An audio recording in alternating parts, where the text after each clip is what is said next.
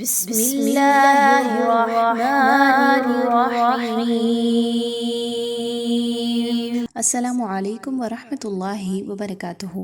آج کی کلاس میں انشاءاللہ سورۃ البقرہ کی آیت نمبر 49 کی تجویدی اصلاح دیکھیں گے۔ وَإِذْ نَجَّيْنَاكُم مِّنْ آلِ فِرْعَوْنَ۔ وَإِذْ، ذال کو بہت ہی نرمی کے ساتھ پڑھیے، زا کی طرح نہیں پڑھنا۔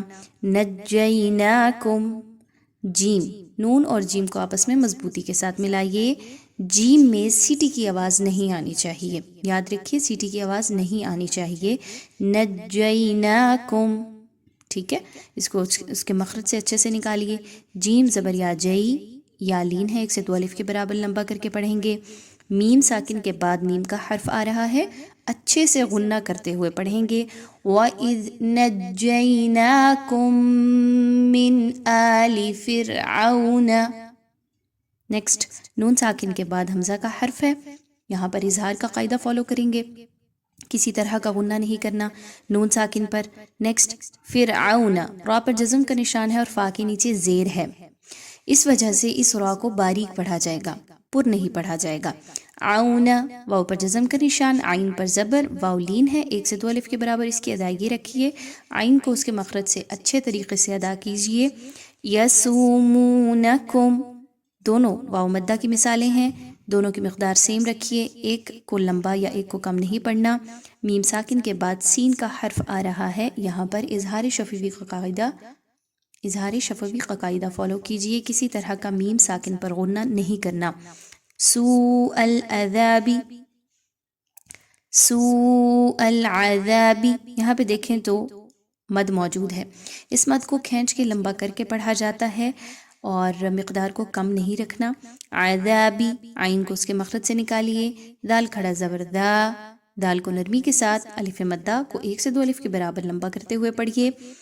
یذبحون، اگین دال آ رہی ہے، دال اور با کو مضبوطی کے ساتھ ملائیے، لیکن یاد رکھیے دال کو آپ نے زا کی طرح نہیں پڑھنا۔ با زیر بی، با کی زیر کو بہت اچھے سے پڑھیے، مجہول انداز میں نہیں پڑھنا۔ یذبحون، ہا واپش ہو، 1 سے 2 الف کے برابر اس کی ادائیگی رکھیں گے۔ ابناءکم، با پر جزم کا نشان ہے، با حروف قلقلہ میں سے ہے، یہاں پر با کو ہلا کر پڑھا جائے گا۔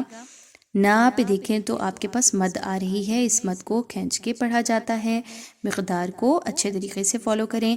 ابناءکم، میم ساکن کے بعد واو کا حرف ہے، ود آؤٹ غنہ پڑھیے گا میم کو، یہاں پر کسی طرح کا غنہ نہیں ہونا۔ وَيَسْتَحْيُونَ نِسَاءَكُمْ، ہا اس کے مخرج پر بہت غور کیجئے، وَيَسْتَحْيُونَ نہیں پڑھنا، ہا کو نرمی کے ساتھ پڑھنا ہے، یا واو پیشیو، واو مدہ ہے، 1 سے 2 الف کے برابر اس کو پڑھیں گے۔ نِسَاءَكُمْ، مد کو کھینچ کے پڑھیں گے، وقف کی صورت میں میم پر جزم ہے، وقف کر لیں گے۔ اگلے حصے کو پڑھتے ہیں۔ وَفِي ذَلِكُمْ بَلَاءٌ مِّن رَبِّكُمْ عَظِيمٌ۔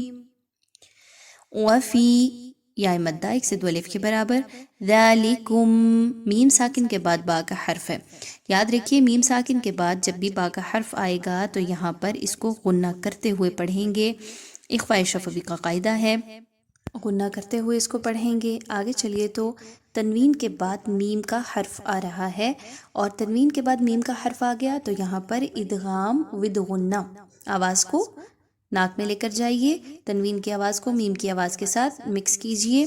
نون ساکن کے بعد را کا حرف ہے، یہاں پر آپ نے ادغام کرنا ہے لیکن ود آؤٹ غنہ، رکنا نہیں ہے، را پر زبر ہے، اس را کو پر پڑھیں گے۔ من ربکم، میم ساکن کے بعد عین کا حرف ہے، اظہار شفوی ہوگا، کسی طرح کا غنہ نہیں کرنا۔ عظیم، ضا کو موٹا کر کے پڑھیں گے، حروف مستعلیہ میں سے ہے، اور اس طریقے سے آیت مکمل ہوگی۔ ایک بار آیت کی اچھے سے تلاوت کر لیتے ہیں۔ وَإِذْ نَجَّيْنَاكُم مِّنْ آلِ فِرْعَوْنَ يَسُومُونَكُمْ سُوءَ